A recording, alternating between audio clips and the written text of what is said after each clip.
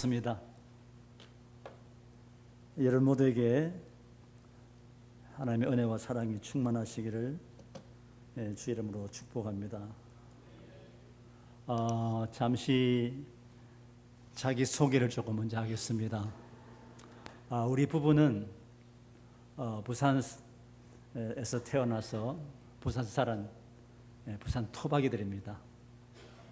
저는 부산고등학교 출신이고요. 제 아내는 경남여고 출신입니다. 저는 1965년도에 공과대학을 졸업하고 그 후 12년간 부산에 있는 한 회사에서 엔지니어로서 근무했습니다. 그러던 중에 하나님께서 느닷없이 42년 전에 저를 목회자로 부르셨습니다. 주위에 많은 분들이 반대했었지만 저는 회사를 사임하고 신학을 하고 목회길로 들었었습니다. 제 첫 목회지도 바로 부산입니다. 당시 합동적 교회 초량교회 유명한 정태성 장로님, 성찬교회 회장이셨죠. 그 아들이 4분 있었는데 그 아들 4사람 모두가 다 교회를 개척했습니다. 세 번째, 셋째 아들 정해찬 장로님과 함께 정필도 목사님이 세우신 교회가 수영로 교회입니다. 그리고 장남 정혜덕 장로님과 함께 저와 함께 개척한 교회가 부산 최남단에 있는 다대포에 있는 다대중앙교회입니다. 첫 번째 목회지가 부산이었습니다. 두 번째는 대구에서 천막을 치고 또 대구 널푸른 교회를 개척하고 섬겼습니다. 마지막으로는 서울에 있는 서초동에 있는 영화교회 29년 목회라고 3년 전에 은퇴를 했습니다. 35년 목회 동안 지금까지 줄곧 저의 아주 깊은 관심과 열정과 비전이 있다면 그것은 바로 교회입니다. 건강한 교회입니다. 오늘 그 이야기를 좀 나누기를 원합니다.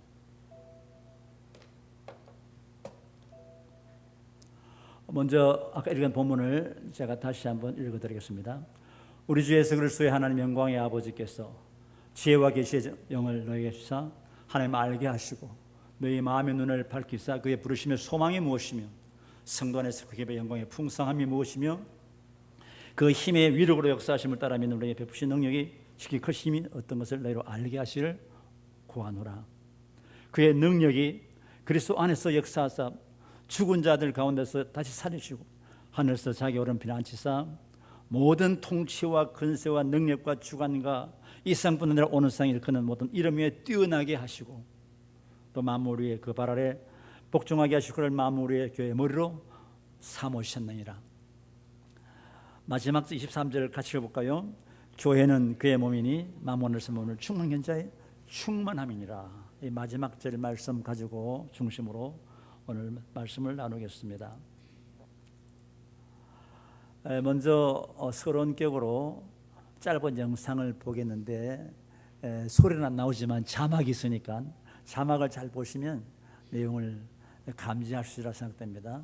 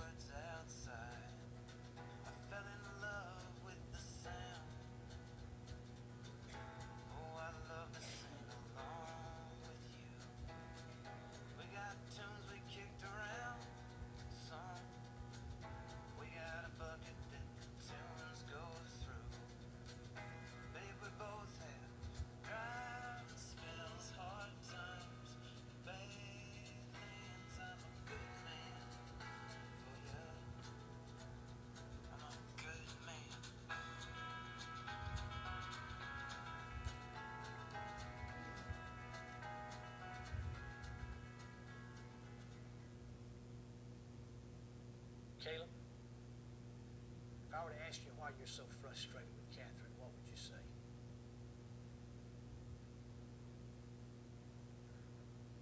She's stubborn.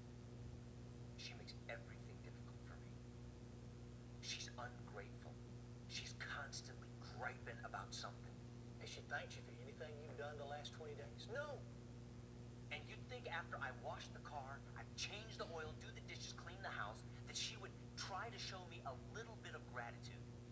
Well, she doesn't. In fact, when I come home, she makes me feel like I'm an enemy. I'm not even welcome in my own home, Dad. That is what really ticks me off. Dad, for the last 3 weeks, I have bent over backwards for her. She does not deserve this, Dad. I am not doing it anymore. How am I supposed to show love to somebody over and over and over who constantly rejects me? That's a good question.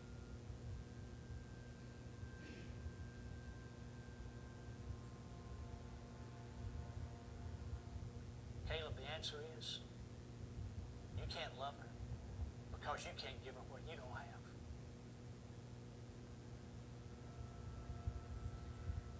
Cross was offensive to me until I came to it. But what I did, Jesus Christ changed my life. That's when I truly began to love you, Mom. Son, I can't settle this for you. This is between you and the Lord.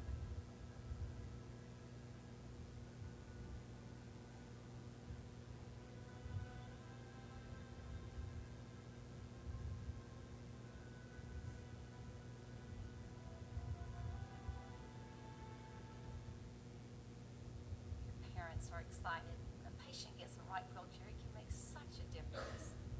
I'm sorry, what? I'm talking about the bed and wheelchair we delivered to your parents this morning. To my parents? Yes, it should have been delivered by now. But I haven't paid for anything yet. It's actually already been paid for. A gentleman called and said that he wanted to pay for everything that you had picked out. Actually, he covered everything plus some accessories. He said, Mrs. Holt?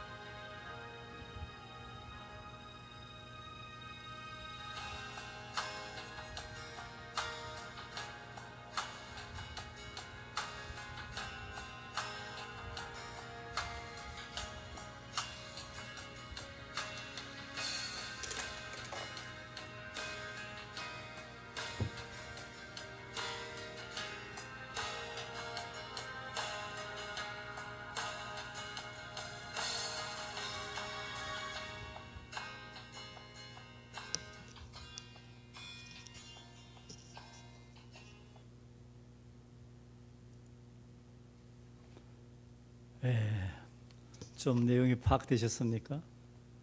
이 영화는 십자가의 사랑을 통해서 깨어진 관계의 회복에 대한 그런 이야기입니다. 이를 통해서 우리는 깨어져 있는 한 가정이 어떻게 주님의 사랑으로 회복될 수 있는지, 그리고 아픔을 겪고 있는 교회가 어떻게 건강한 교회로 새롭게 치유되고 회복될 수 있는지를 우리가 잘 배울 수 있습니다. 오늘 본문은 아시는 것처럼 사도 바울의 기도죠. 특별히 이 기도는 그냥 기도가 아니라 교회를 위한 기도입니다. 에베소서 책 전체가 교회에 대한 이야기입니다. 오늘 본문을 보면 반복되는 단어가 있죠. 알게 하시기를 구한다. 반복되어 있습니다. 그래서 바로 이것이 오늘 본문의 주제인 것을 우리는 알 수 있습니다. 그러면 무엇을 알게 해달라는 기도일까요? 본문에서는 세 가지를 배울 수 있습니다. 첫째 기도는 하나님을 알게 해달라는 그런 기도입니다. 17절 말씀에 하나님을 알게 하시고 라고 되어 있습니다. 사실 이 기도만큼 중요한 기도가 없죠. 우리가 많은 기도하지만 하나님 아는 것만큼 중요한 게 없습니다. 하나님을 알게 하옵소서. 하나님을 아는 것이 얼마나 중요합니까? 왜 그렇지요? 호세아 4장 6절 말씀 보면 내 백성의 지식이 없으므로 망한다. 하나님 모르기 때문에 망한다는 것이죠. 6장 7절에는 나는 제사보다도 하나님 아는 것을 더 원한다고 말씀하셨습니다. 그리고 6장 3절 말씀에는 그러므로 우리가 여호와를 하나님을 힘써 알자라고 권면하고 있습니다. 그리고 요한복음 17장 3절 말씀에서는 하나님과 예수를 아는 것이 바로 영생이라고 했습니다. 이와 비슷한 말씀이 참 많이 나옵니다. 그 밖에도 보면 베드로후서 1장 2절 말씀 보면 하나님과 우리 주 예수를 알므로 은혜와 평강이 내게 더욱 많을지어다. 그분을 알므로 은혜와 평강이 더 넘치게 된다라고 말씀하셨고요. 3절 말씀에서는 그의 신기한 능력으로 생명과 경건에 속한 모든 것을 우리에게 주셨는데 이는 자기 영광과 덕으로서 우리를 부르신 그분을 알기 때문에 그렇다 했습니다. 이것을 쉬운 성경 보게 되면 이렇게 되어 있습니다. 그리스도께서는 하나님의 능력으로 우리가 하나님을 섬기며 살아가는데 필요한 모든 것을 허락해 주셨는데 이 모든 것은 우리가 그분을 알 때 받게 되는 것이다. 그분을 사랑으로 섬길 수 있는 모든 것을 그분을 알 때 주신다. 그만큼 알미 중요한 것이죠. 그러면 하나님 안다는 것은 무슨 의미가 있겠습니까? 이것은 머리로서 아는 것이 아닙니다. 경험으로 아는 것인 것입니다. 안다는 것은 하나님과의 인격적인 교제음, 하나님과의 그런 만남을 의미하는 것입니다. 그러나 이러한 알면 전적으로 하나님 은혜로만 가능합니다. 우리가 애쓴다고 되는 것이 아니라 은혜로 가능하기 때문에 바울은 이렇게 기도하죠. 우리에게 지혜와 계시의 정신을 부으시고 우리 마음 눈을 밝혀주옵소서라고 바울이 기도하고 있죠. 그러면 하나님 대해서 우리가 무엇을 더 알도록 기도해야 됩니까? 그분께 대해서 우리가 뭘 알아야 되겠습니까? 한 서너 가지로 생각해 볼 수 있습니다. 먼저는 하나님 인격과 존재 양식입니다. 그분은 삼위일체시죠. 그분은 공동체로 존재하십니다. 성부, 성자, 성령 공동체로 존재하십니다. 우리는 이 하나님을 더 잘 알고 경험토록 기도해야겠죠. 그리고 하나님의 역사와 사역입니다. 하나님의 창조와 구속과 심판, 하나님의 뜻과 경륜에 대해서 우리는 더 깊이 알아야 될 필요가 있습니다. 또 하나님의 속성과 성품입니다.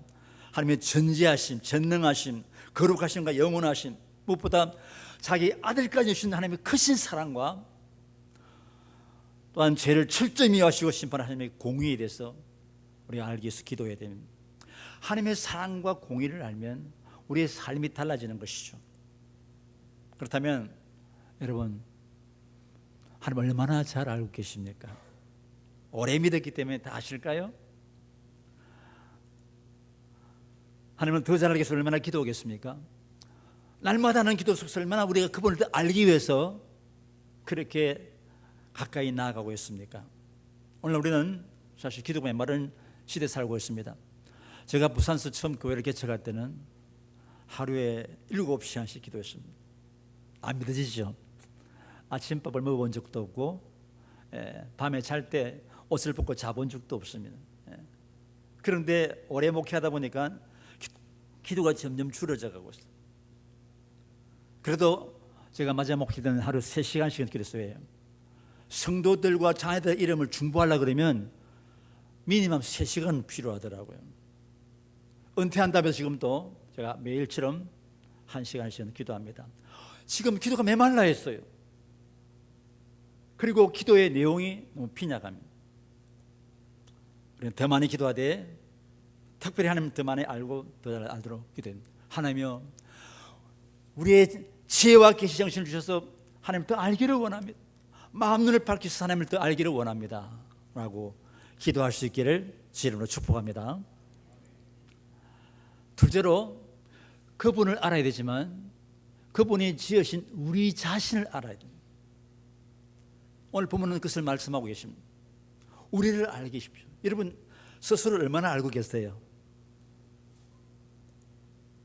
이는 곧 우리가 누구이며 우리가 받은 복이 무엇인지 알게 해달라는 그런 기도이죠. 그렇다면 우리는 누구이며 우리가 받은 복이 무엇입니까? 우리가 받은 복을 헤아려 보아야 합니다. 먼저는 우리는 부르심의 소망을 가진 자입니다. 그거는 과거 이야기죠. 18절 말씀에 그의 부르심의 소망이 무엇이며 라고 바울은 기도합니다. 하나님의 소리를 소망으로 부르셨습니다. 그렇다면 소망은 무엇입니까? 그 소망은 먼저 하나님의 계획 속에서 볼 수 있습니다. 로마서 8장 보면 하나님께서 우리를 하나님의 아들을 본받는 자가 되도록 미리 예정하시고 그 예정을 따라서 우리를 부르신 것이죠. 곧 우리가 주님을 본받도록, 우리처럼 부족한 우리지만 당신의 외아들 독생자 예수를 본받도록 우리를 부르셨어요. 그것이 우리 소망입니다. 그러면 우리가 어떤 소망을 가져야 할까요? 8장 17절 말씀 보면 우리 하나님의 자녀이니 우리는 그리스도와 함께한 후사라고 했습니다. 우리는 그리스도와 함께한 상속자죠. 그리고 8장 20절 말씀에는 하나님께서 우리에게 당신 아들을 아껴주셨기 때문에 곧 우리에게 모든 것을 주신 것이죠. 자기 아들과 함께 모든 것을 은사로 주지 아니하시겠느냐 라고 말씀하겠죠. 이처럼 우리는 하나님의 상속자이며 하나님께서 우리에게 모든 것을 상속 주셨기 때문에 얼마나 놀라운 그런 소망인지 모릅니다. 내가 부르심받은 그 소망이 무엇인지를 깊이 알 때 우리는 자존감이 생기게 되고 힘있게 믿음의 생활을 하게 됩니다. 그런 대한 말씀이 여러분에게 실감이 나지 않죠. 그게 무슨 의미가 있는가? 그래서 좀 실감 나도록 제가 예화를 하나 들어보겠습니다. 과학자들에 의하면 이 우주에는 천억 배의 별들이 있다고 합니다. 쉽게 말하면 우리가 살고 있는 이 지구가 포함된 은하계에 속해 있는데 은하계는 대략 천억 개의 별이 있거든요. 천억 개의 별이 있는 그 은하계가 최소한도 천억만 개 더 이상이 있다는 것이죠. 그래서 만약 하나님께서 이 별들을 우리에게 만약 상속으로 주신다고 가정해 보면 창세기 지금까지 앞으로 주신 때까지 살게 될 인류 다 합해 천억만 명이 된다 하더라도 우리 각자에게 천억 개의 별 은하계 하나씩은 다 받게 된다고 하는 것입니다. 여러분, 우리가 받을 상이 이 별들 뿐이겠습니까? 이 우주의 많은 별들, 저는 물리를 공부했기 때문에 우주에 대한 관심이 참 많습니다. 가히 없는 그 큰 우주, 한량없는 넓은 이 우주, 우리에게 소망을 갖게 하고 우리 믿음을 갖게 하신 하나님의 손길이죠. 그래야 하나님께서 약속하신 소망이 얼마나 큰지 놀라운지 하나님이 소망을 위해서 부르신 것을 우리는 알아야 합니다. 곧 우리는 부르심의 소망을 가진 자면 우리는 이 부르심의 소망이 무엇인지를 더 깊이 알도록 주님이 특별히 여러분에게 은혜 베푸시기를 주님을 축복합니다. 다음은 미래입니다. 우리는 장차 영광의 기업의 풍성을 누릴 자입니다. 18절 말씀에 성도 안에서 그 기업의 영광의 풍성이 무엇이며 라고 바울은 간절히 기도합니다. 이 기도는 장차 우리에게 그 기업 상속이 얼마나 영광스럽고 얼마나 풍성한지를 알게 되라는 그런 기도이죠. 그래서 우리는 장차 이런 영광을 누릴 자인 것입니다. 천국의 그 영광스러운 그림들을 미리 보는 사람들은 이 땅에서 정말 흔들림이 없이 나아갈 수 있죠. 우리 말로 다 표현할 길이 없습니다. 황금보석 꾸민 집으로 말하지만 그런 정도가 아니겠지. 우리 인간의 필수로는 다 표현할 길이 없는 그 영광스러움 우리가 다 받게 될 것을 믿습니다. 그리고 또한 현재입니다. 이런 영광스러움이 귀한 자녀로 살아갈 수 있는 능력을 우리의 소망으로 과거에 부르심 받았고 영광의 기업이 약속되어 있지만 이 땅에서도 부끄럼 없는 영광스러운 당신의 자녀로 살아갈 수 있는 능력을 우리가 받고 있어요. 19절 말씀입니다. 믿는 우리에게 베푸신 능력이 크신 어떤 것을 알게 됩니다. 그 능력을 이미 베푸셔서 누구예요? 믿는 나에게, 믿는 우리에게, 믿는 여러분에게. 믿으세요? 우리 가나안교회는 아멘이 좀 점잖군요. 그럼 바울은 왜 이 기도를 하고 있습니까? 왜 이런 기도를 하고 있죠? 이는 소망으로 부르심 받은 우리가 장차 영광의 기업을 누릴 그때까지 이 땅에서 영광스러운 그의 자녀답게 사는 길은 오직 하나, 그건 능력 때문에. 우리 힘으로 살 수가 없어요. 예수 믿도 내 힘으로 믿으면 피곤하기 짝이 없어요. 제가 목회하다 보면 어떤 집사님께서 목사님, 제가 더 이상 힘이 들어서 못하겠습니다. 집사님, 알겠습니다. 집사님 힘으로 하는 것은 그만두십시오. 여러분, 예수 믿는 삶이 어렵습니까? 힘듭니까? 불가능합니까? Impossible, 불가능해요. 우리 힘으로 예수 믿고 그분을 섬기고 그분을 충성하기가 불가능한 겁니다. 오직 그분의 능력으로 기름 부으심을 받아서 그 힘으로만이 우리가 주 앞에 충성하게 된다는 사실입니다. 그래서 바울은 믿는 우리 베푸신 능력이 얼마나 큰 것을 알게 하시옵소서 라고 기도합니다. 저도 오늘 그런 기도합니다. 우리 가나안 교회 성도 한 분 한 분이 부르신 소망이 얼마나 놀라운 것을 알게 하시고 장차 받을 상이 얼마나 크고 영광스러운 것을 깨닫게 하시고 이 땅에서도 하나님의 자녀답게 부끄럽지 않게 살아서 능력을 가진 것을 알게 해 주옵소서. 그 은혜가 있기를 주로 축복합니다. 그렇다면 이게 어떤 능력이죠? 어떤 힘입니까? 이 능력이 어떤 능력입니까?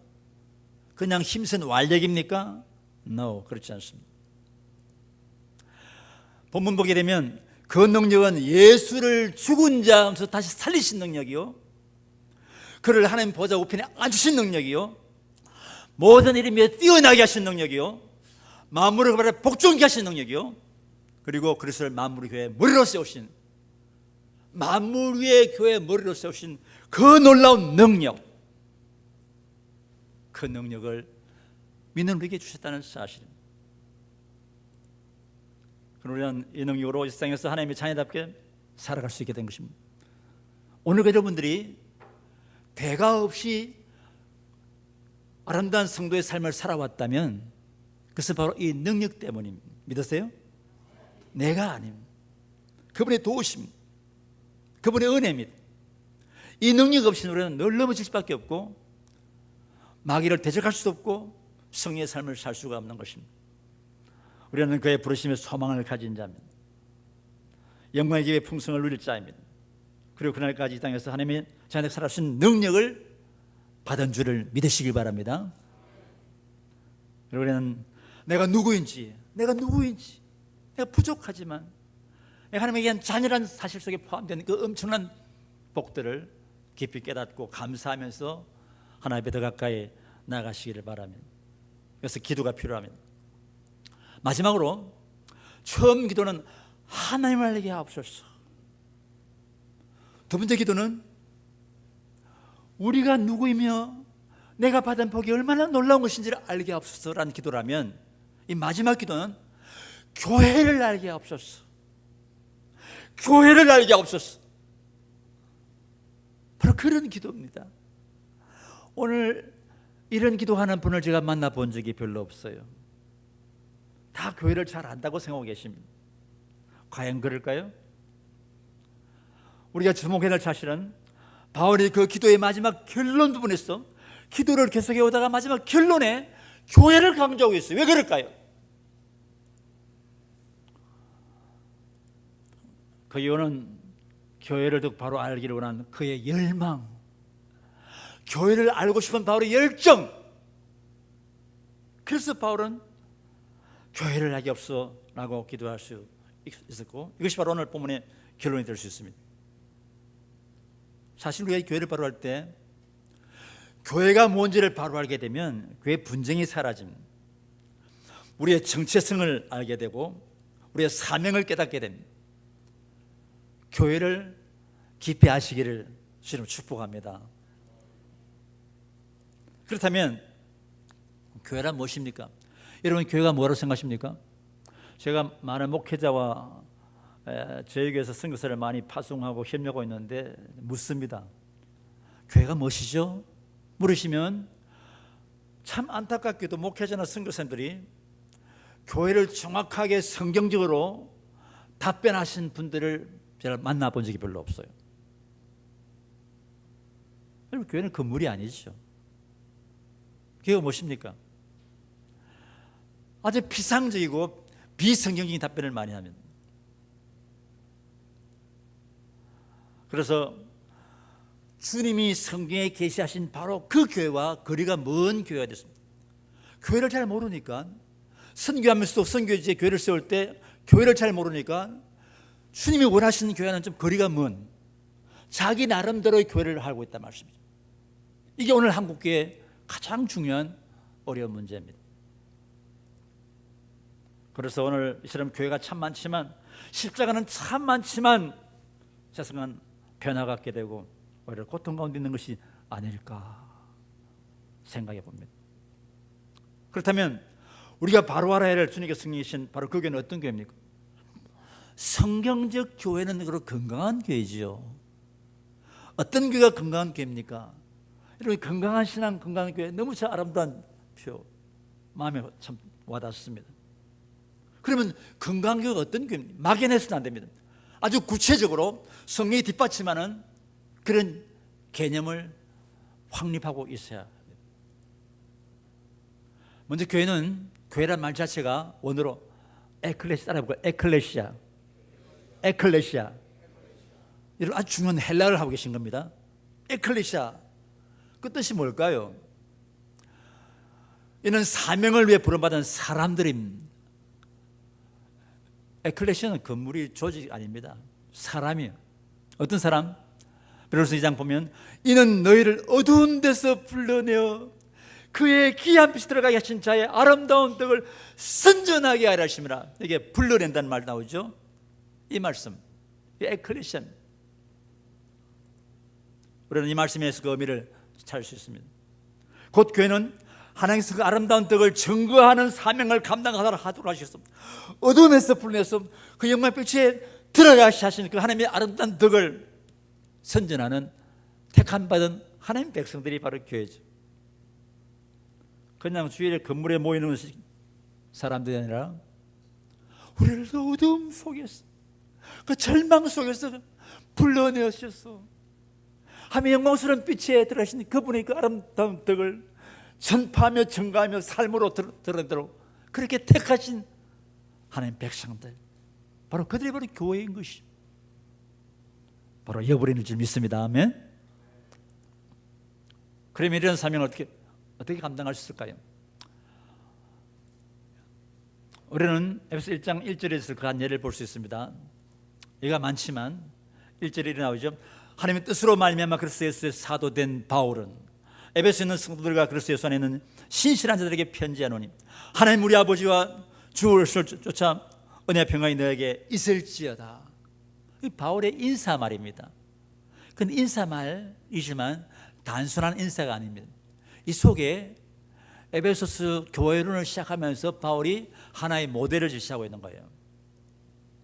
이 말씀은 인사인 동시에 부르심받은 우리가 사명을 해서 서로 사랑하는 건강한 교회를 이루기 위한 원리가 되는 말씀을 담고 있어요. 한 예입니다. 성경에 많은 예가 있지만 에베소서 예를 먼저 볼 수 있죠. 그러면 우리 어떻게 이런 건강한 공동체를 이룰 수 있을까요? 첫째는 우리는 건강한 자아상을 가져야 합니다. 분명한 자기 정체성, 내가 누구인가에 대해서 건강한 자기 이해가 필요합니다.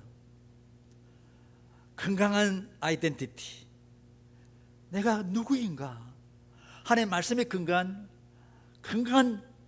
자아상이 필요한 것이죠. 1절 장을 보면 하나님의 뜻으로 말미암아 그리스도 예수의 사도된 바울은, 여기서 우리는 바울의 자기 정성을 볼 수 있습니다. 바울 그는 예수님께 속한 사도인데 이는 그가 사람의 뜻이 아닌 하나님의 뜻으로 말미암아 사도가 되었다는 것입니다.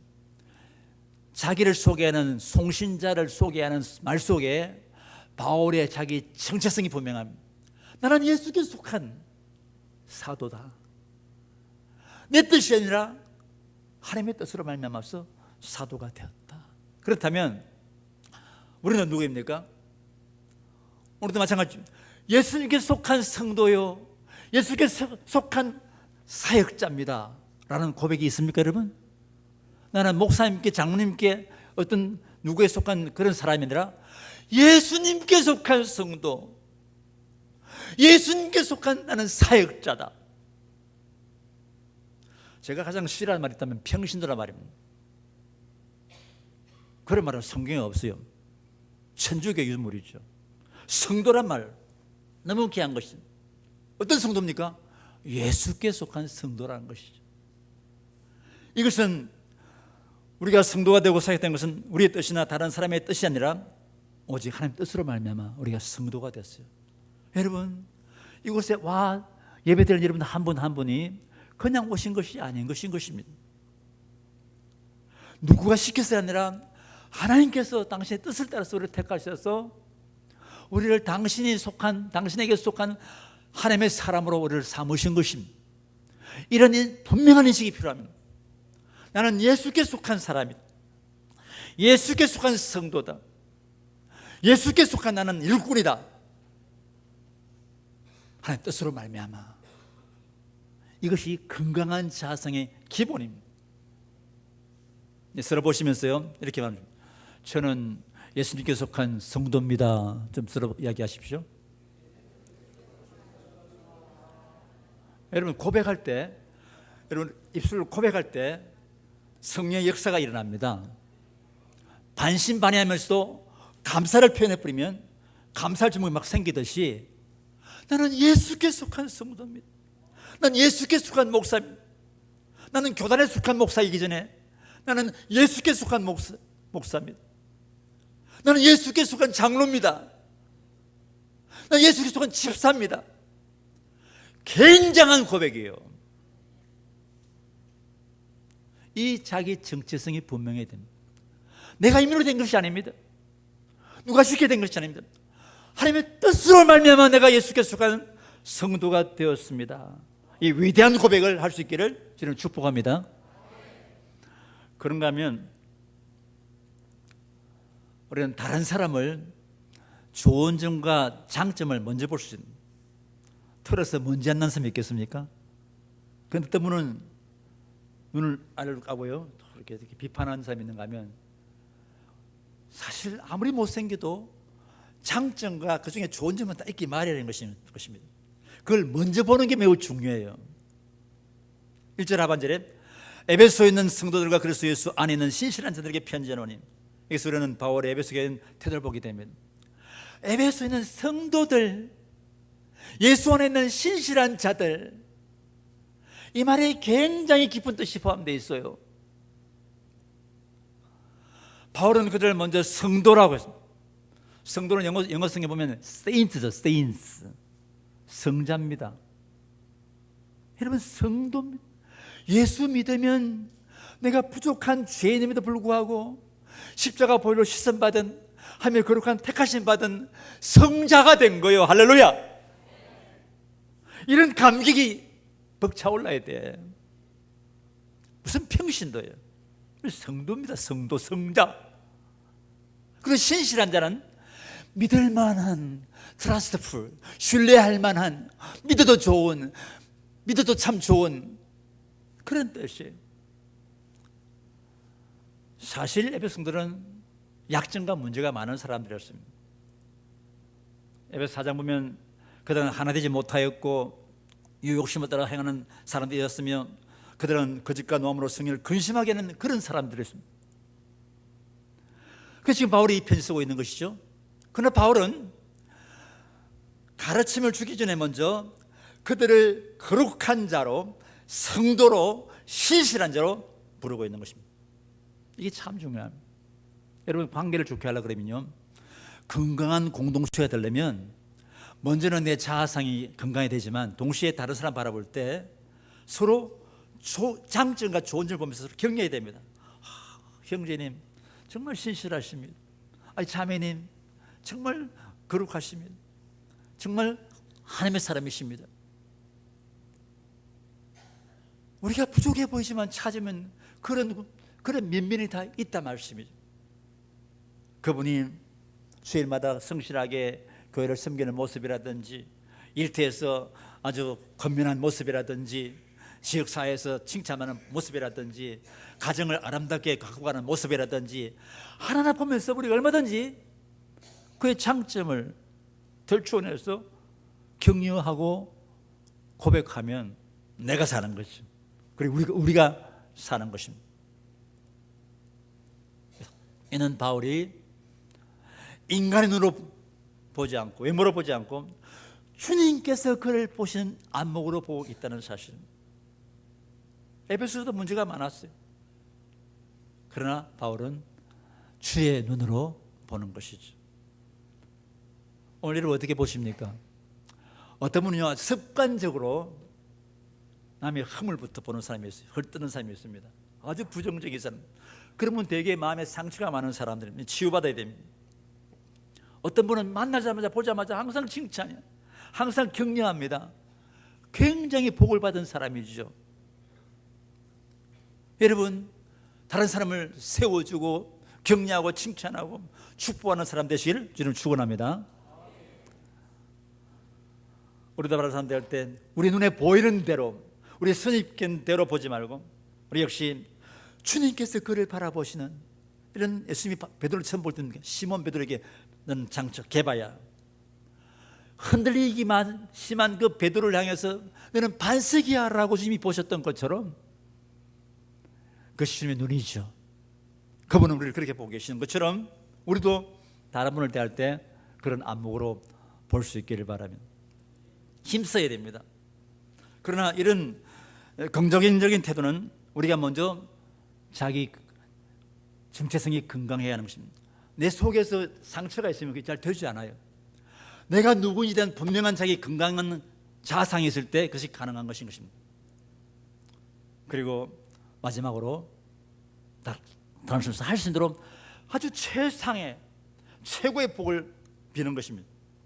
본문 2절 말씀이죠. 하나님 우리 아버지와 주 예수 그리스도로부터 은혜와 평안이 내게 있을지어다.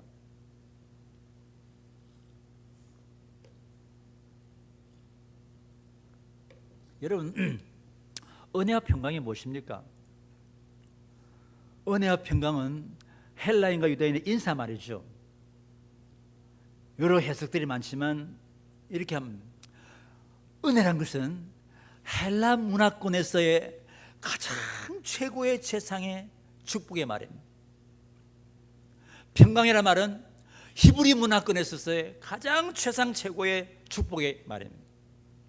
바울은 지금 그 교회를 향해서 헬라 문화권이나 히브리 문화권을 통틀어서 최고의 최상의 복을 빌고 있는 것입니다. 은혜와 평강이 있을지어다. 그래서는요, 누구에게 책을 선물한다든지 할 때 항상 그렇습니다. 하나님의 은혜와 평강이 이런 가정과 일터에 충만하기를 기도합니다. 왜? 이게 가장 큰 복이기 때문에. 받는 사람은 의미를 모르니까 이렇게 볼지 모르지만 얼마나 귀한지 몰라요. 오늘 여러분이 할 수 있는 그에게 해당되는 가장 최고의 가장 최상의 복을 빌 때 그러면 관계가 좋아지는 거죠. 서로 그런 관계를 맺을 때 바로 그런 교회가 바로 건강한 교회인 것입니다. 할렐루야. 그런 의미에서 바울은 그들의 인사의 말을 통해서 최고 최상의 축복을 하고 있는 것입니다. 오늘 우리도 그러해야 합니다. 그래야 할 때 우리는 믿음과 사랑이 넘치는 건강한 공세를 이루게 될 겁니다. 그러면 이로써 우리는 하나님의 아름다운 덕을 전파할 수 있는 그런 사명을 감당할 준비가 되는 것이죠. 여러분, 교회가 사명 감당하려면 교회가 건강해야 됩니다. 서로 화목해야 됩니다. 교회가 분열되고 시끄러우면 사명을 감당할 수 없습니다. 지탄받는 교회가 될 수밖에 없습니다. 뭐 큰 게 아닙니다. 여러분 목적, 여러분 구역이나 여러분 가정이나 소그룹에서 다 건강한 그런 소그룹이 되게 되면 그 교회는 바로 건강한 교회가 되는 것이죠. 그럴 때 저 교회를 보라. 사람들이 바라보게 되고 사람들이 관심을 갖게 되고 그리고 나오게 되는 것이죠. 이처럼 교회는 첫째로 에클레시아 잊지 마시기 바랍니다. 교회는 할 때 그게 에클레시아로 시작합니다. 에클레시아, 사명을 위해 부름받은 사람들, 어둠에서 불러내서 영광의 빛을 하신 자의 그 덕을 전파하는 사명을 감당하도록 택함받은 그의 백성들입니다. 그리고 보면 교회는 그래서 몸이라고 그랬죠. 이 매우 의미심장한 말씀입니다. 이 말은 교회의 본질을 나타내는 말씀입니다. 성경은 교회에 대한 은유, 메타포가 많이 있죠. 예를 들면 하나님의 백성, 진리의 거듭 같아, 그리스도의 신부, 하나님의 군대, 성령의 전, 세상의 손과 빛, 세상 나라 많이 있죠. 그런데 이 모든 은유를 아울 수 있는 가장 중요한 표현이 있다면 한마디로 우선 그리스도의 몸이라는 것입니다. 따라하면 그리스도의 몸, 그리스도의 몸.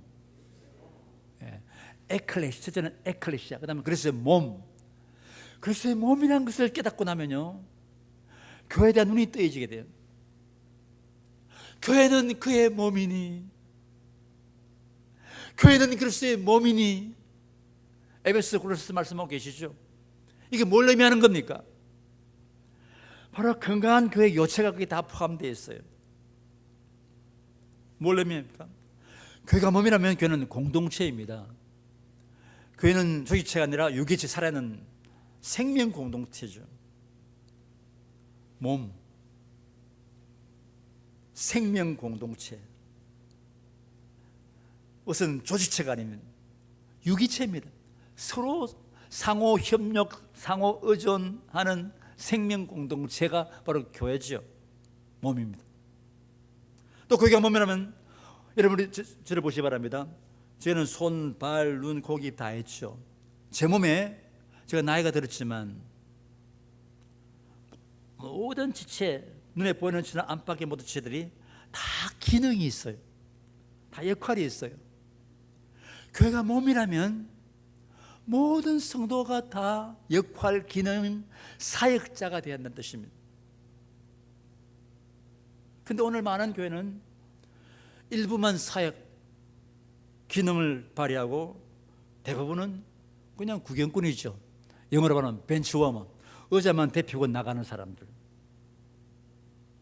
통계에 의하면 한국교회 약 10% 정도만 좋은 교회는 20%, 30% 없는 교회가 거의 없는, 7, 80%는 거의 다 구경꾼.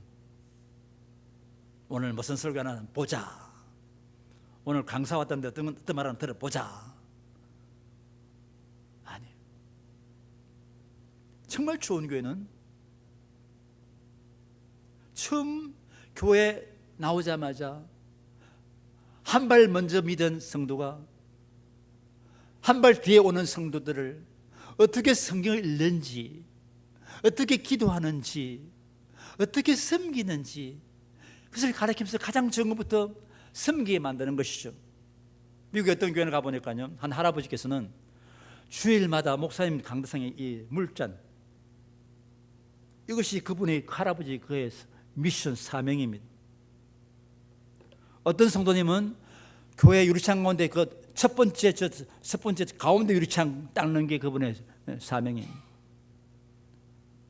어떤 성도님은 토요일마다 전화해서 내일 주일인 것을 알려주는 사명을, 큰 거 아니에요.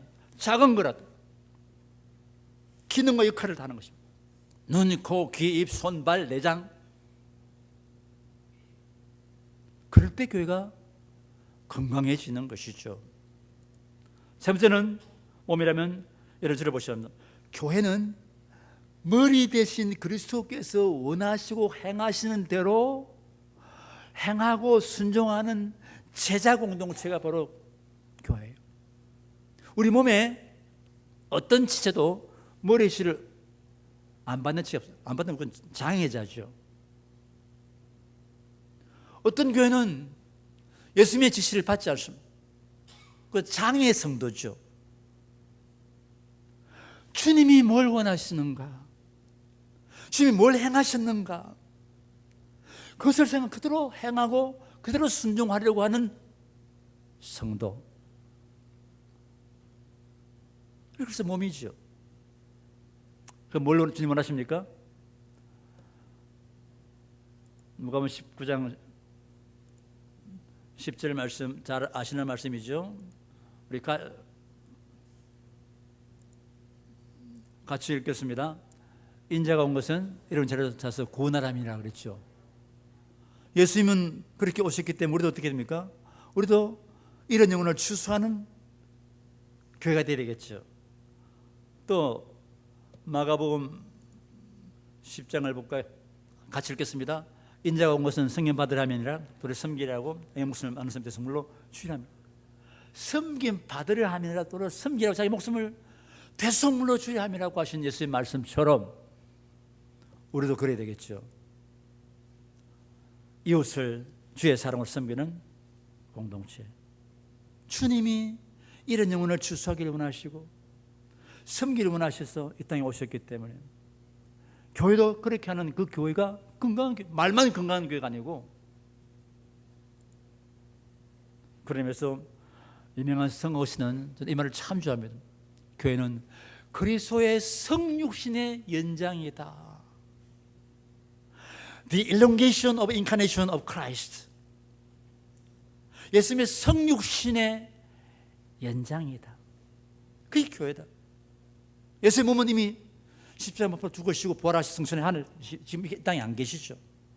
그러나 십자가에서 찢기신 그 몸을 통해서 새롭게 태어난 새 몸, 바로 교회.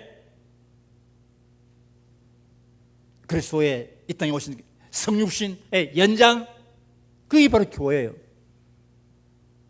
그래서 교회는 뭡니까? 그냥 교회가 아니에요. 주님이 바라보는 것을 바라봐야 되고, 주님이 가신 곳에 가야 되고, 주님이 행하신 것을 행하는 교회. 가난한 교회가 그런 교회 되시기를 저는 축복합니다. 그런데 마지막이 참 중요한 말씀입니다. 보면 교회는 만물 안에서 만물을 충만케 하시는 충만이에요. 좀 어려운 말씀이에요. 제가 목사이지만 이 말씀을 오랫동안 잘 못 깨달았었어요. 그냥 넘어갔어요. 너무 잘 이해가 안 되기 때문에. 어느 날 존 칼빈의 주석을 읽다가 깨달았어요. 아, 그 뜻이구나. 성령이 조명해 주셨어요. 무슨 뜻입니까? 교회는 만물을 충만하신 하나님의 충만하심인 그리스도의 몸이라는 것인 것입니다. 만물을 충만케 해주면 오직 한 분 그리스도시죠. 교회는 그 그리스도 충만한 공동체. 그런데 안타까운 사실은 오늘 그런 교회를 보기 어렵습니다. 예수로 충만한 교회가 너무 없어요. 그러나 그럴 가능성을 이미 주셨어요. 교회란 이름 자체부터 시작했어요. 이것은 세상을 변화시키는 교회의 사명을 나타냅니다. 여러분, 교회는 이 땅의 모든 고통과 문제에 대한 하나님의 유일한 대안입니다. 세상을 변화시켜서 하나님께서 다른 기관 만들지 않으셨어요. 정부나 학교나 병원이나 다른 단체나 NGO가 세상을 변화시킬 수 없어요. 오직 교회입니다. 교회가 건강할 때 세상은 변화되었어요. 교회가 타락하면 세상은 어두웠어요.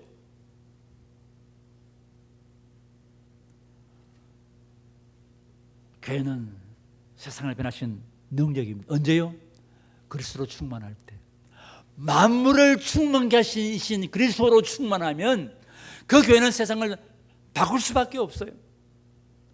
적게는 가정과 일터에서, 지역사회에서 누룩과 소금처럼 이렇게 변화시켜 나갑니다. 그것이 건강한 교회죠. 어떻게 가능합니까? 어떻게 될 수 있겠습니까? 에베소 3장 18절 19절 말씀에서 볼 수 있습니다. 능히 모든 성도와 함께 지식에 넘치는 그리스도의 사랑을 알고 그 너비와 길이와 높이와 깊이가 어떠함을 깨달아 하나님 모든 충만하신 것으로 충만하게 하실 거는, 여기에 충만이라는 단어와 그리스도의 사랑의 일치함을 보게 됩니다. 하나님의 그리스도의 충만함에서 생략할 수 없는 한 요소가 있다면 그것은 바로 사랑입니다. 하나님의 사랑입니다. 그리스도의 사랑입니다. 우리가 지식에 넘치는 사랑을 깨달아서 하나님의 모든 충만하심으로 충만하게 되어서 우리가 그리스도의 그 사랑으로 섬긴 자가 될 때 우리는 세상을 변화시킬 수 있습니다. 그러면 우리 어떻게 그분의 사랑으로 그 사랑을 깨닫게 되고 그 사랑으로 충만할 수 있을까요? 우리 원래 사랑이 없잖아요. 어떻게 가능할 수 있겠습니까? 지난 4월 달에 제가 본 좋은 영화가 있는데요, 서서평이라는 영화였습니다. 보신 분 계시죠? 서서평은 아주 불우한 환경에 태어났어요.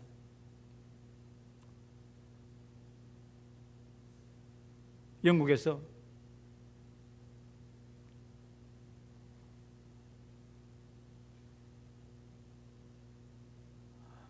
미혼모의 어머니, 그 미혼모는 하녀였어요. 하녀가 난 미혼모의 딸 서서평. 어머니는 딸을 놓고 자기 처지가 싫어서 미국으로 도망갔어요. 도망가서 미국 사람과 결혼했어요. 서서평이 엄마가 보고 싶어서 미국으로 찾아갔어요. 그럼 어머니는 아주 박절하게 냉대하면서 추방해버렸어요.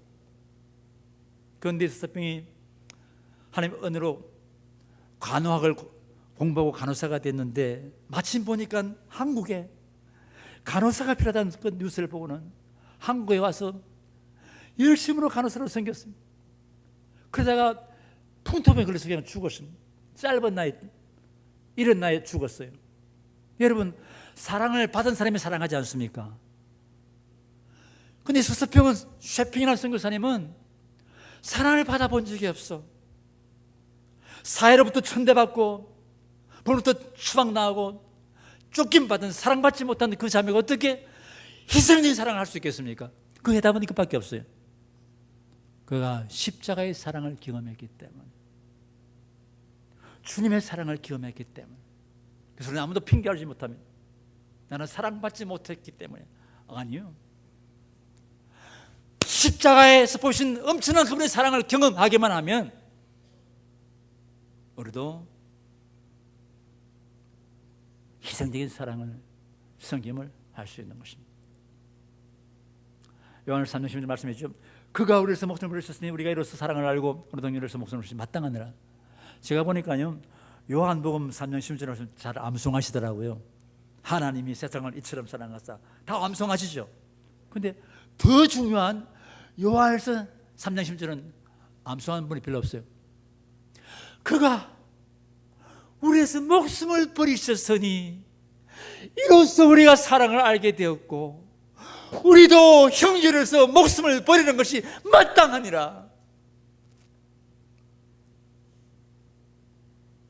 우리가 언제 사랑합니까? 주님이 나를 목숨 버리셨기 때문에 그 십자가를 보고서 사랑을 깨닫는 것이죠. 그 사랑을 우리가 받은 것이 확실하다면 우리도 형제에 의해서 목숨을 것이 당연하다. 사도 요한의 고백입니다. 하나님의 말씀이죠. 우리 십자가의 사랑을 알고 경험하면 그 사랑을 충만하게 됩니다. 저는 가난교회가 막 크게 왕성하게 부흥됨을 받아도 여러분 한 성도 한 성도가 십자가의 사랑으로 충만하시기를 주님으로 축복합니다.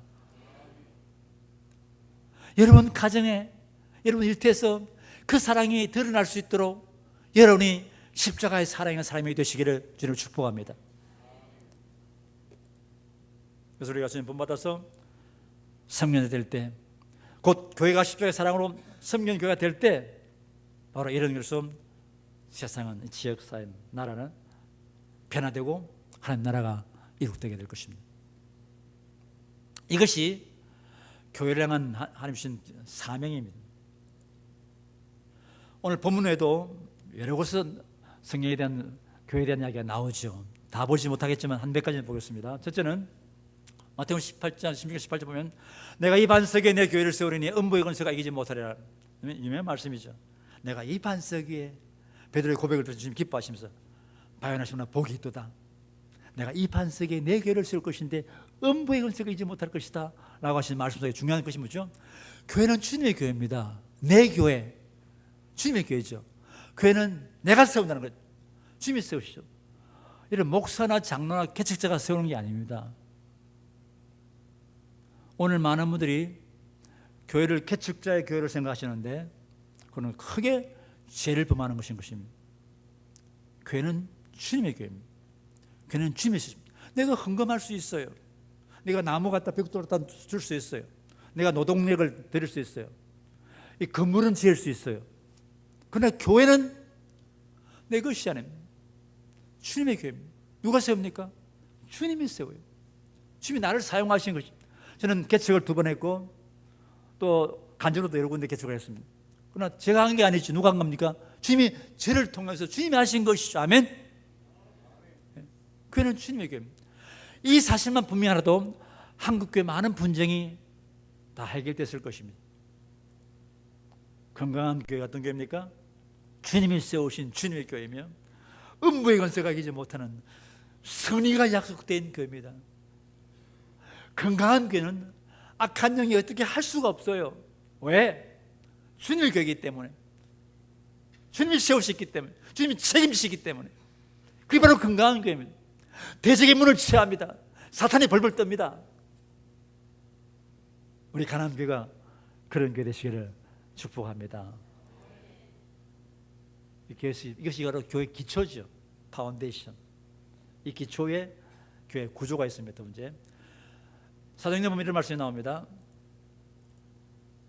날마다 마음을 같이하여 성전에 모이기를 힘쓰고 집에서 떡을 떼며 순전한 마음으로 음식을 먹고, 또 여기 보면 유익한 것은 무엇이니 공중 앞에서나 각 집에서나 끊임없이 여러분에게 전하고 가르치며. 성전서 모이는가 하면 집에서 모이셨어요. 공중 앞에서 가르쳤는가 하면 각 집에서 가르쳤어요. 공중 앞에서 전했는가 하면 각 집에서 전했었어요. 이 2가지 구조가 있어요. 교회는 이 성전, 공중입니까? 그건 큰 날개를 의미합니다. 각 집, 그건 작은 날개를 의미합니다. 날개를 비유하죠. 새는 2날개에서 날지 않습니까? 2날개 교회란 말은 빌 베켐이라는 선교사님이 맨 먼저 그의 책 제 종교에서 사용하기 시작한 말입니다. 사람이 지어낸 말이에요. 하나님께서 영감받아서 선포한 말씀. 교회는 구조가 보면 그 선교사님께서 태국 선교사로서 오래 사역하는데 인구 증가율을 따라잡지 못하는 이 회심률, 열심히 준데도 믿는 자의 수가 늘어나지 않는 거예요. 이렇게 기도하는 하나님, 뭐가 잘못돼? 우리 교회가 헌신이 부족합니까? 열정이 부족합니까?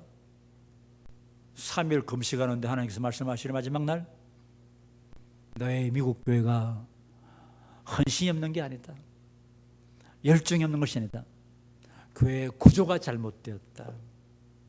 놀라가지고는 그것도 성경을 다시 보시죠. 복음서에서 사도행서 무빙처치 움직이는 교회를 보기 시작한 것입니다.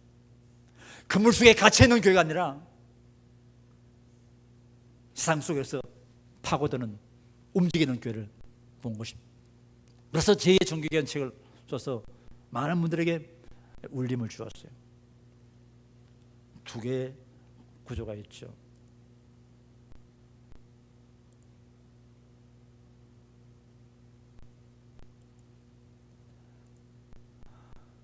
성경일교는 축제 예배의 큰 날개와 소그룹 공동체 작은 날개 가진 2날개인 것입니다. 2날개는 오늘날 선데이 처치, 주일 교회가 있는가 하면 주정교회가 있죠. 주일만 교회가 아닙니다. 주정교회가 필요합니다. 많은 목사들은 주일 교회만 중요하게 생각하는데 더 중요한 교회는 주중교회, 위크데이 처치입니다. 중국의 문화혁명 때문에 교회가 문을 닫게 되고 선교사 다 추방됐습니다. 중국은 교회 끝났다고 생각했습니다. 10년 뒤에 덩소평이 일어나서 문을 열어보니까 더 많은 교회가 지하에서 왕성한 거. 왜? 큰 날개는 죽었지만 작은 날개가 더 왕성했기 때문에 중국 교회가 부흥된 것이었습니다. 쿠바도 마찬가지입니다. 지금 북한도 그렇습니다. 여러분, 주일교회와 주중교회 균형이 필요합니다. 이런 주중교회는 오늘 현대말로 표현한다면 지역에서의 목장교회, 일터에서 일터교회가 될 수 있어요. 저는 부산 개척하면서 일터교회를 제가 경험했어요. 그래서 저는 우리 성도들에게 일터교회를 세울 것을 권면합니다. 직장의 신호회가 아니었습니까? 일터에 2, 3명이 모이는 작은 건강한 공동체가 여기저기 생겼어. 한 달에 한 번씩 큰 날개를 모이기도 하면서 그런 구석구석의 그런 공동체가 모이기 시작할 때 그 일터는 하나님 나라를 구현하는 일터가 될 수 있어요. 중요한 것은 이런 작은 날개 교회, 큰 날개 교회 관리 조직이 아니라는 것입니다. 교회마다 구역이나 다락방이나 목장이나 무슨 사랑방이 있지만 이 큰 날개를 유지하기 관리하는 관리 조직으로 알고 있는데 그렇지 않아요. 그건 작은 날개가 아닌 것이죠. 그 자체가 완벽한 완전한 교회인 것입니다. 제가 가나안 교회는 잘 모르겠어요. 주일 예배가 거룩한 예배가 아름다워 되겠지만 여러분 구역입니까? 네. 여러분 구역이 교회가 돼야 합니다. 네. 구역 자체가 교회 됩니다. 그래서 유명한 홍콩의 변홍 목사님은 그렇게 말하죠. 여러분 교회 건물이 없어지고 목사님이 사라져도 여러분 교회가 건재하겠습니까? 그렇다면 여러분 교회는 건강한 교회입니다. 왜? 작은 날 교회가 살아있기 때문에. 그래서 어떤 때는 한 1년 동안 주일은 안 모였었어요. 그 대신에 주중교회만 왕성히 모였어. 교회가 더 발전되는 거예요. 교회 구조입니다, 이것이. 사실은 신약성경의 수많은 가르침들이 이런 작은 날개 구조 속에 주신 말씀입니다. 예를 들면 서로 사랑하라, 서로 용납하라, 용서하라, 서로 마음을 같이 해라, 서로 기도하라, 서로 죄를 고백하라. 이런 것은요 주일 대예배에서는 실천할 수가 없어요. 죄를 서로 고백하라, 서로 사랑하라 할 수 없죠. 소그룹 작은 날개 안에서 많은 말씀들이 바로 그런 교회 구조 속에서 주신 말씀들이에요. 우리 이걸 알아야 됩니다. 이걸 모르면 그냥 설교로 끝나버리는 거예요. 목사님 설교하셨고 전혀 변화는 없는 것이 왜? 구조가 잘못되어 있기 때문에. 또 한 가지 있습니다. 마태복음 28장 이런 잘 아시는 말씀이죠. 너희는 가서 모든 족속으로 죄를 삼으라고 명령하셨습니다. 이는 교회 주신 그리스도의 명령입니다. 모든 교회는 지역사회와 나라 제자 삼는 교회가 되어야 마땅합니다. 물론 한 영혼 전도에서 제자하는 것도 너무 귀한 일이죠. 그것은 출발일 뿐입니다. 그 전체가 아닌 것인 것입니다. 교회는 한 영혼을 구원할 뿐더러 그 지역사회와 문화집단과 나가서라 민족을 제자 삼는 교회가 됩니다. 너희는 가서 모든 족속, 모든 나라를 제자 삼으라 라고 명령하셨어요. 많은 선교사 목회자들이 지상명령을 너무 왜소하게 편협하게 이해하고 있는 것이죠. 여러분 교회 때문에 이 지역이 변화가 일어나고 복을 받아야 됩니다. 유명한 기독교 변증가 데로미로는 이런 말합니다. 교회가 세상을 제자 삼지 않으면 세상의 교회를 제자 삼게 된다. 잘 들으시기 바랍니다. 교회가 세상을 제자 삼지 않으면 세상의 교회를 제자 삼는다. 무슨 말입니까? 교회가 성경적 가치, 하나님 나라 가치로서 세상을 변화시키지 못하면 결국은 세상이 세속 가치로 교회를 타락시키게 된다. 이게 바로 오늘 우리 현실이에요.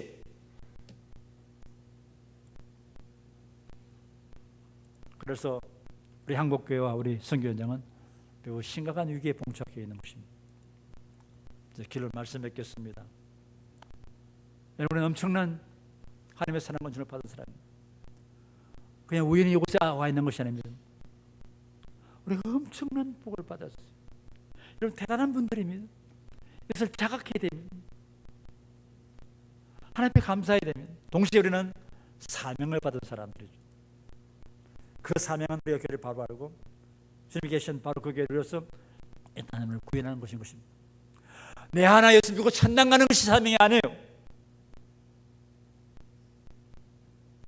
내가 구원받는과 동시에 내 가족과 일터 안에서 하나님 나라가 구현되도록 사명을 감당해야 됩니다. 교회는 그리스도 몸이요 사람을 하나님의 나라의 에이전트이기 때문에 바로 이런 건강한 교회를 이루도록 우리는 부르심을 받고 보내심을 받은 사람들입니다. 그래서 먼저 우리는 작은 사랑을 섬김으로 어디서 해야 되죠? 먼저 우리 가정을 듭니다. 아까 보신 영상 자막만 보셨지만 그 케일렙이라는 형제가 실패했죠. 자기 힘으로 아내 사랑하다 실패했습니다. 그러나 하나님의 말씀 속에 십자가의 사랑을 깨닫고 희생적인 사랑을 실천할 때 가정이 화목하게 되고 깨어진 가정이 회복된 것을 보았습니다. 가정에서 십자가의 사랑을 섬기는 것입니다. 그냥 잘 섬기는 사람이 있죠. 그런 섬김 말고 십자가의 사랑이 사무쳐서 적은 섬김이라도 섬기는 그 섬김, 그것이 바로 열매를 맺습니다. 이것이 바울이 보냈던 건강한 교회를 개척하는 모습입니다. 우리는 이러한 교회를 열방에 세우는 이것이 바로 선교죠. 그리고 이미 세워진 기존 교회들은 건강한 교회로서 변형되어야 됩니다. 오늘 이 말씀을 통해서 우리 가난교회에 새 은혜가 임하기를 바랍니다. 이제 우리가 어떻게 됩니까? 세 가지를 말씀드립니다. 결론입니다. 우리는 바울처럼 기도해야 됩니다. 하나님 아버지, 교회를 알게 하옵소서.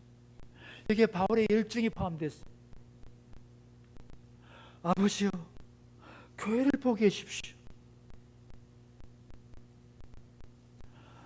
두 번째는 뭡니까?